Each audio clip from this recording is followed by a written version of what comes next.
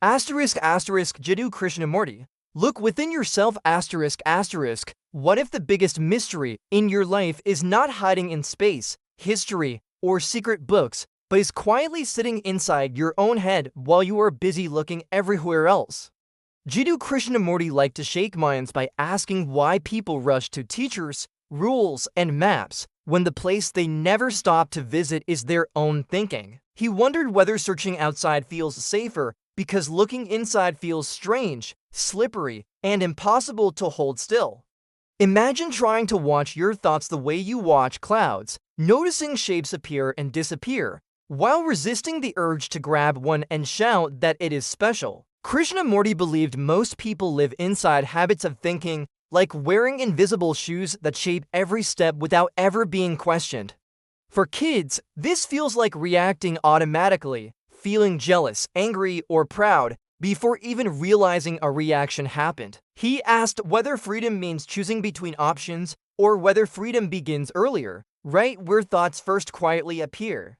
This idea feels confusing because choosing feels active, while watching feels passive, and yet watching might be the braver act. Krishnamurti suggested that the mind often copies ideas from parents, teachers, heroes, and screens, then calls those borrowed ideas me. That creates a puzzle because if thoughts are borrowed, then who is the thinker that claims ownership?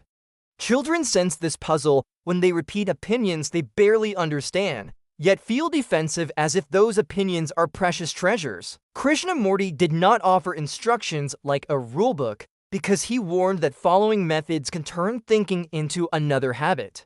Instead, he pointed toward awareness, which sounds simple, yet feels strangely difficult to practice for even a few minutes.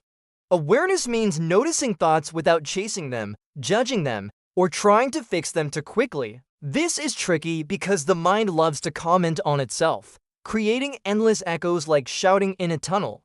Krishnamurti asked whether conflict begins outside or whether it quietly starts inside the mind when thoughts argue with each other.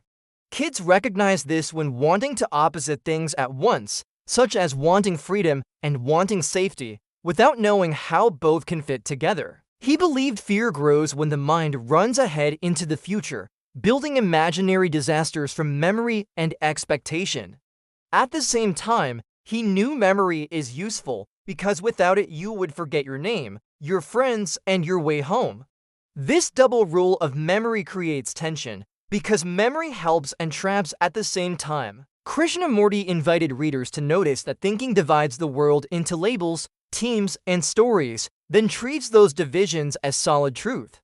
Children see this when small disagreements suddenly become big dramas, simply because everyone clings to their version of the story. He wondered whether love can exist when the mind is busy comparing, measuring, and competing. That question feels uncomfortable, because competition is often praised as motivating, exciting, and necessary. Yet Krishnamurti observed that comparison quietly builds envy and fear, even while pretending to encourage improvement. He believed looking within yourself is not about fixing flaws, but about seeing clearly without filters. Seeing clearly sounds peaceful, yet it can feel unsettling when familiar stories start to wobble. Krishnamurti suggested that authority in thinking, even friendly authority, can block real understanding. This creates a paradox because guidance feels helpful, yet dependence can shrink curiosity. For kids, this feels like copying answers instead of discovering them, which feels efficient but strangely empty. Krishnamurti did not promise happiness as a reward because chasing happiness can turn into another trap. He believed joy appears naturally when the mind is quiet, curious, and attentive without demanding results. That quiet is not silence from noise, but silence from constant inner chatter. The challenge is that silence cannot be forced, because forcing is just another noisy thought wearing a serious mask. Krishnamurti asked whether change can happen instantly, like seeing danger and stepping away, rather than slowly following rules. This idea feels hopeful and scary because instant change sounds powerful, yet unfamiliar. He believed observing yourself honestly is like holding up a mirror that does not flatter or insult. Such a mirror shows anger, fear, kindness, and confusion without ranking them. Krishnamurti warned that naming feelings too quickly can stop understanding them fully. Children notice this when being told what they feel, instead of being allowed to discover it themselves. He encouraged living with questions rather than rushing toward answers that feel safe. Living with questions feels unstable, yet it keeps the mind awake. Krishnamurti left readers with uncertainty, not as a problem to erase, but as a space to explore. Looking within yourself becomes an adventure, not a rule, and the path changes each moment. The story ends without a map because the next step cannot be borrowed, copied, or given.